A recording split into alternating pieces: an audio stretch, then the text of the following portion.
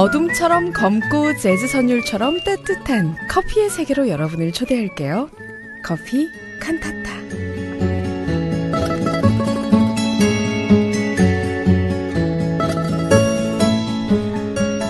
기분 좋은 커피향 전하겠습니다. 필로스팅하우스 강경필 대표 나와주셨어요. 어서오세요. 네, 안녕하세요. 강경필입니다. 네, 반갑습니다. 대표님. 네, 반갑습니다. 저희 청취자분께서 그 인생의 속도가 이제 나이하고 좀 비례하잖아요. 네네네. 그런데 세월이 어린이 보호구역처럼 30km였으면 좋겠는데 지금 70km 넘게 너무 과속을 하고 있다고. 5759번님. 대표님은 요즘 어떠세요? 글쎄요, 저 그 속도로 생각해 본 적이 없는데 네. 제가 지금 두 돌 좀 더 지난 딸하고 사는데 네. 처음에는 막 나가지고는 되게 막 시간이 이렇게 더디 가는 것 같은 느낌이 있었는데 요즘에는 돌아보면 너무 커 있어요. 너무 아까울 정도로 시간이. 그렇죠, 그렇죠. 맞아요. 너무 예쁘겠네요. 두 돌이면. 지금도 듣고 있긴 할 텐데요. 그래요? 그러면 이름 한번 불러주세요. 이은아, 잘 듣고 있어? 아니, 아빠다 이제 이러고 있을 건데. 뭐 30km면 어떻고 70km면 어떻습니까? 여러분 가시는 방향만 잃지 않으시면 되고, 그리고 그 가시는 길 지루하지 않게 저희가 좋은 커피 한 잔 또 대접해 드릴 텐데, 요즘에 근데 커피 값이 좀 오르고 있어요. 이것도 기후위기의 영향이죠. 네네네. 무서운 속도로 오르고 있고, 그 업계에 굉장히 오래 있었던 분들은 처음 본 현상이다. 굉장히 공포가 심한 경우들이 많습니다. 그 정도예요? 네네네. 이게 아무래도 각 나라마다 날씨도 네. 가격 인상에 좀 영향을 미치지 않을까 싶어요. 이제 특히 뭐 저희 같은 데들은 이제 스페셜티 커피도 취급한 경우여서 네. 별로 큰 타격은 아직까지는 없는데요. 커피값 인상의 시작이 이제 베트남하고 브라질입니다. 네. 그래서 이제 베트남은 비가 많이 와서 브라질은 반대로 가뭄 때문에 생산량이 감소했거든요. 베트남 같은 경우 또 두리안을 생산하는 농가가 늘어나면서 네. 커피를 생산량이 줄었다고 하더라고요. 같은 지역에 생산을 하는데. 근데 이제 브라질하고 베트남이 한 전 세계 커피 60% 정도를 생산합니다. 엄청난 네. 양이죠. 근데 베트남은 이제 로부스타 생산을 하고 브라질은 아라비카를 생산하는데 둘 다 모두 생산량이 하락하면서 커피값이 엄청나게 올랐습니다. 가장 저렴한 커피 시장을 이제 어떤 뭐 깔아준다고 해야 되나요? 베트남 커피인데요. 베트남 커피의 가격이 이제 요동치면서 거의 지금 마지막으로 확인했을 때 보니까 한 3배 정도 오른 것 같아요. 아니 그렇게 저렴한 커피 시장에 베트남에서도 오를 정도면 베트남 커피가 이제 3배 정도 올라 버리니까 네. 그 다음 시장인 브라질 커피 가격을 초과해 버렸어요. 진지. 그러니까 이 판매하시는 분들은 그 커피의 품질도 중요하지만 네. 맛의 안정성 같은 것도 중요하거든요. 그러니까 지난주에 드셨던 커피를 똑같이 대접하고 싶은 그런 마음이 있는데 그렇죠. 이제 보통은 조금 여러 가지 이제 이유가 있지만 저렴해서 베트남 커피를 선택했었는데 그게 이제 맛을 이미 형성해 버렸잖아요. 그러니까 이제 베트남 커피가 막 올라가도 다른 걸로 대체를 빨리 못 하고 네. 그대로 이제 쓰는 곳들이 많아진단 말이에요. 이제 그때부터 고민인 거죠. 그래서 그렇죠. 이제 너무 비싸지니까 이제 갈아타기 시작했고 또 브라질도 마침 그때 생산량이 줄은 데다가 베트남 커피 수요 브라질한테도 네. 또 영향을 미치니까 브라질 커피도 이제 덩달아 막 가격이 올라가는 그런 현상이 생겼고요. 네. 그래서 이제 뭐 많게는 몇 달 사이에 막 3배씩 올랐습니다. 작년 초에도 커피값이 좀 세다 이런 얘기들이 있었는데 이제 그거는 이제 올라가는 속도가 상당히 그 뭐 30km 정도였다면 지금은 엄청 쌩쌩 달리는 그런 구간에 접어들어 있고요.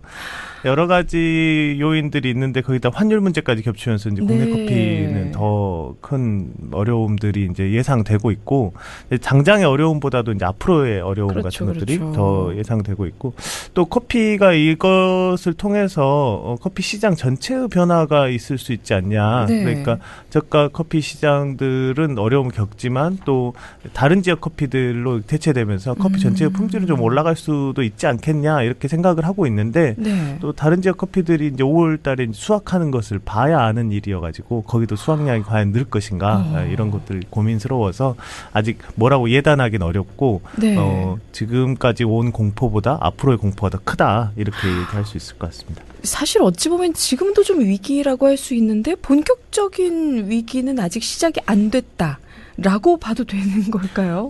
왜냐하면 이제 몇 달 사이에 이렇게 커피값이 엄청나게 올랐는데 네. 지금 판매되는 커피들은 생두를 산지에서 들어온 지가 좀 됐고 네. 또 그거를 보통 이제 로스터리들이 이제 확보해가지고 볶아서 이제 팔고 있는데 그러니까 아직은 가격에 덜 반영됐을 가능성이 높습니다. 이제 아직까지는 재료를 지금 매입해가지고 네. 그걸 판매하는 데까지는 이제 시차가 있기 때문에 이제 지금 비싼 재료들을 이제 매입하고 있는 거니까요. 지금 네. 하는 중이고 그리고 이 가격이 앞으로 더 오를 가능성이 또 있다라는 거고. 네, 그래가지고 이제 매물을 좀 잠그고 있어요. 막 사재기가 있어가지고. 네네. 근데 저희 같은 사람들한테 늘 고민입니다. 이때 많이 사놓을 것이냐? 아니면 가격이 안정돼 기다릴 것이냐? 그러게요. 뭔가 이렇게 좀 커피 하면 여유롭게 로스팅도 해주시고 그 안에서 이렇게 커피도 내려주시고 막 이럴 것 같은. 네네네. 근데 그 안에서는 정말 치열함이 또 숨겨져 있었네요. 커피만 생각하면 그런데 네. 이게 되게 복합적인 요소들이 있으니까 늘 마음 편하게 커피를 즐기고 내리고 하기는 어려운 날도 있습니다. 다 똑같네요, 사는 건. 자, 그 와중에 또 오늘도 저희에게 좋은 커피를 내려주셨는데, 저 마시자마자, 이거 저희 전에 한번 마셔본 거 아니에요? 라고 했어요. 커피를 그렇게 안 즐기신다고 저한테 네. 그러셨는데, 네. 입맛이 굉장히 예민하신 것 같아요. 대표님한테 많이 배웠어요. 오늘 내려드린 거는 엘살바도르 게이샤인데요. 아마 제가 몇 차례 게이샤라는 품종의 네. 커피를 소개도 해드리고 내려드린 적도 있어요. 그래서 아마 비슷하게 느끼셨을 것 같아요. 약간 산미도 좀 있고. 네네. 그리고 지난주에 디카페인 커피는 처음 딱 마시자마자 그 끝맛이 따로 없었잖아요. 네네네. 근데 확실히 마시고 나서 그 잔 향이 계속해서 남는 게. 맞습니다. 디카페인 커피는 이제 나쁘게 말하면 한번 삶아진 커피니까 아주 깔끔합니다. 네, 그러게요. 이게 긍정적으로 또 얘기를 해주시는데, 자, 오늘은 또 그럼 어떤 커피 이야기 해주실까요? 오늘은 이제 IT 혁명하고 자메이카 블루 마운틴 커피 이야기를 해보려고 합니다. 네. 자메이카 블루 마운틴은 이제 세계 최고급 커피, 커피계 황제, 뭐 이런 여러 가지 수식어가 붙어 있는 그런 커피이거든요. 네. 엄청난 고가의 커피. 근데 이게 이제 그 IT 혁명과도 연관이 있다라는 건가요? 네네. 이게 이제 3대 커피 하면 꼭 들어가는 그런 커피인데, 네. 보통 이제 다른 커피들은 자메이카 블루 마운틴이 아닌 다른 커피들은 이제 마대로 팔아요. 물론 요즘에는 이제 커피 시장에서 포장을 어떻게 할 거냐도 혁신이 일어나고 있고, 네. 좀 더 포장에 공을 들이긴 하지만 대부분의 커피는 그냥 마대로 팝니다. 근데 자메이카 블루 마운틴은 오크통 상태로 이제 담아서 이렇게 팔거든요. 되게 큰 오크통 단위로 팝니다. 네. 그래서 거기에 이제 가짜들이 너무 많이 돌아다니니까 이제 관봉해가지고 밀봉 딱 해가지고 이렇게 유통됩니다. 그래서 가끔 보면 어떤 식당이든 뭐 커피숍이든 큰 오크통을 앞에 그래요. 세워놓은 경우들이 있어요. 네, 거기 네. 보면 자메이카 블루 마운틴이라고 보통 써져 있습니다. 다른 경우는 없으니까. 하긴. 근데 그동안 오크통이 왜 있는지 그 궁금하지도 않았고, 네네네. 그 오크통에 뭐라고 써 있는지도 제대로 보질 않았네요. 네네. 그냥 인테리어의 하나라고 봤는데. 네, 인테리어는 인테리어죠. 왜냐하면 이렇게 비싼 커피를 우리는 한 오크통씩 주문할 수 있어. 있다. 대부분 오크통을 따로 사는 경우가 많습니다. 왜냐면 자메이카 블루 마운틴 한 오크통을 다 이렇게 소비할 수 있는 샵은 많지는 없으니까. 않으니까요. 네. 그러면 어때요? 이 커피 맛과 향은 어떤지 정말 궁금한데요. 커피 맛은 저 몇 번 경험이 있는데요. 네. 굉장히 밸런스가 아주 좋은 커피라는 생각을 늘 좀 합니다.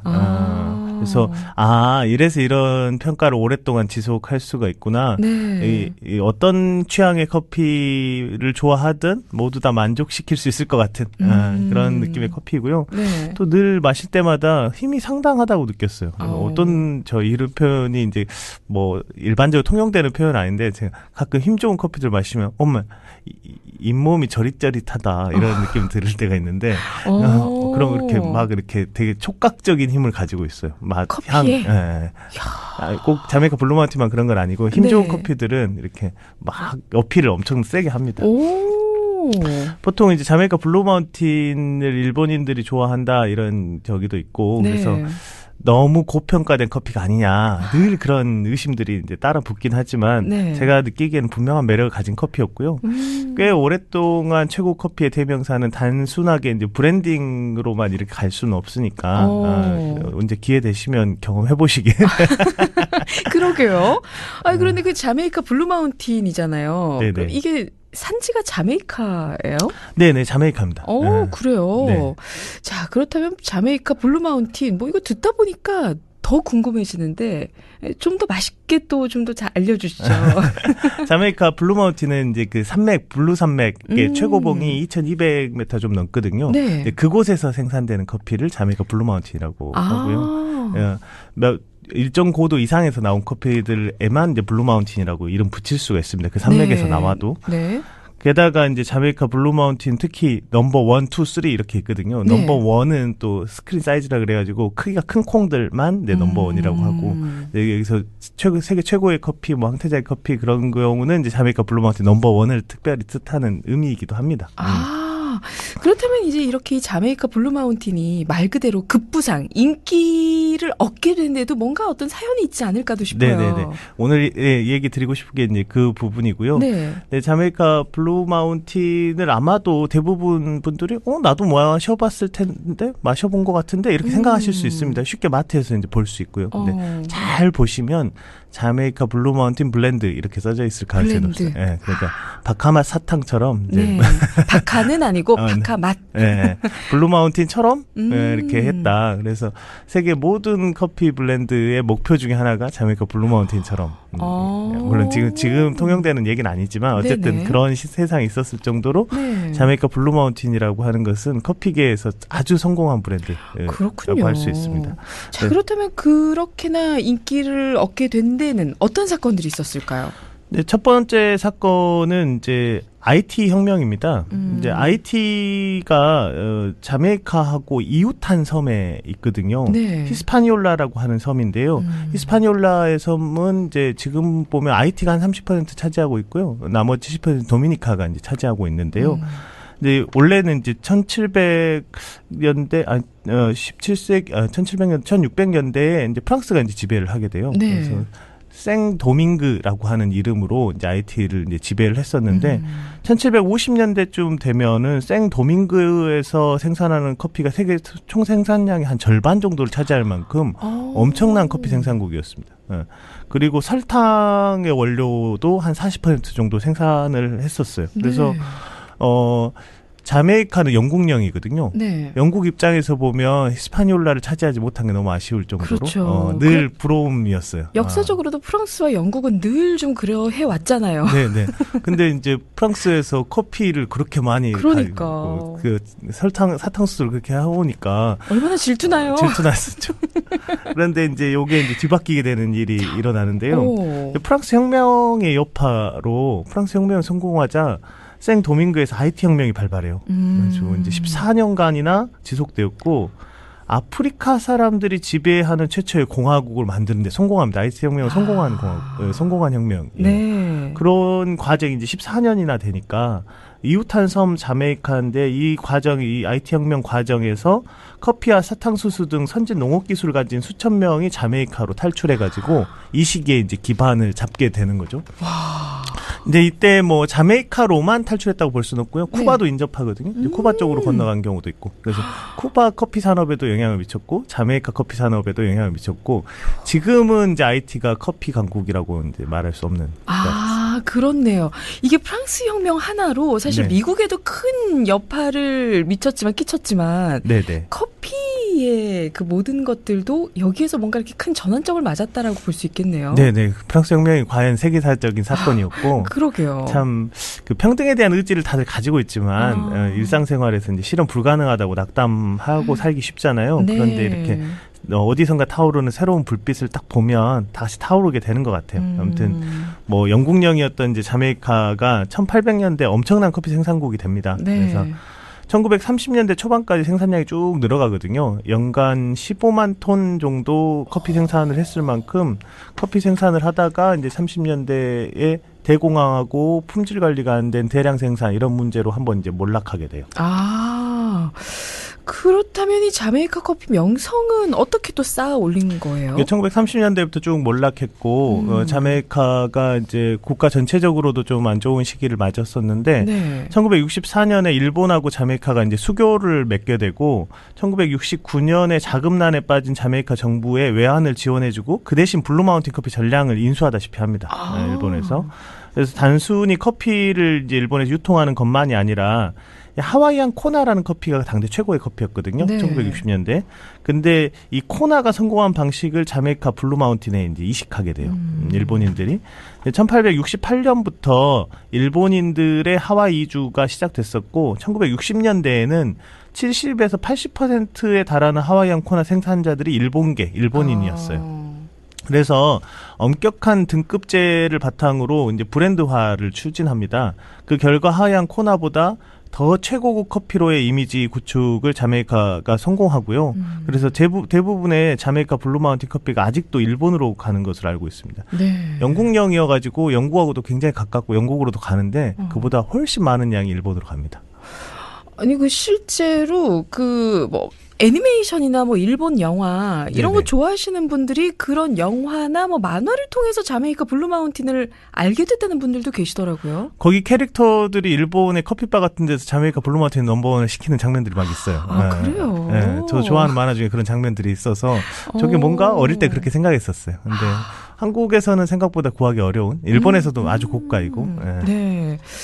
참 재미있는 이야기입니다. 그리고 결국에는 뭔가 일본에서의 그 역할을 또 굉장히 크게 했다라는 것도 의외이기도 하고요. 근데 잘 맞았을 것 같아요. 일본의 핸드드립 문화가 잘 발달해 있었으니까 그것하고 이제 산지에서 이렇게 유통이 많이 들어온 것하고 맞물려서 네. 또 일본 경제도 화랑이었고 네. 그렇기 때문에 자메이카 블루마운틴 세계 최고급 커피로 만드는데 굉장히 잘 맞는 토양들이 복합적으로 있었을 것 같습니다. 그래요. 자, 그렇다면 오늘의 자메이카 커피 이야기에 어울릴 곡은 어떤 곡일까요? 네, 오늘 4개 음악을 골랐는데요. 네. 44876이라는 앨범이 있어요. 곡 제목이기도 하고요. 근데 영국의 국가번호, 전화번호 저희는 8이잖아요. 영국의 네. 국가번호가 44거든요. 아. 자메이카 국가번호는 876이에요. 네. 그래서 이제 영국 뮤지션하고 자메이카 뮤지션이 함께 했는데요. 자메이카 뮤지션은 샤기, 영국 뮤지션은 스팅입니다. 네, 스팅의 그 레게 음악을 들을 수 있는 앨범이고요. 의외다 이렇게 생각하실 수도 있는데 되게 잘 어울립니다. 네, 스팅은 기본적으로 레게를 잘 이해하고 있었던 사람이었구나라는 게 잘 돋보이는 그런 음반이라고 할 수 있습니다. 사실 스팅이라는 사람 자체가 그 음악에 있어서만큼은 이해도와 그리고 본인의 표현력이 어마어마하잖아요. 너무 대단할 정도로 스펙트럼 넓은 것 같아요. 맞아요. 지금 흐르는 것만으로도 여러분 자메이카에 가 있는 것 같지 않습니까? 레게 음악으로 선곡을 해주셨어요. 오늘 여러분과 함께한 이 자메이카 블루마운틴 혹시나 또 기회가 된다면 블렌딩 말고 같이 한번 드립으로 마셔보셔도 좋을 것 같아요. 네. 자, 오늘 강경필 대표와 함께했습니다. 오늘 말씀 고맙습니다. 네, 감사합니다. 자, 흐르는 곡 스팅과 샥이에요. Who Take 876 이 노래 같이 들으면서 안전운전 해주시고요. 우리 7425번님 3025번님 어서오세요. 2649번님도 재밌는 드립 고맙습니다. 3부에서 다시 만나요.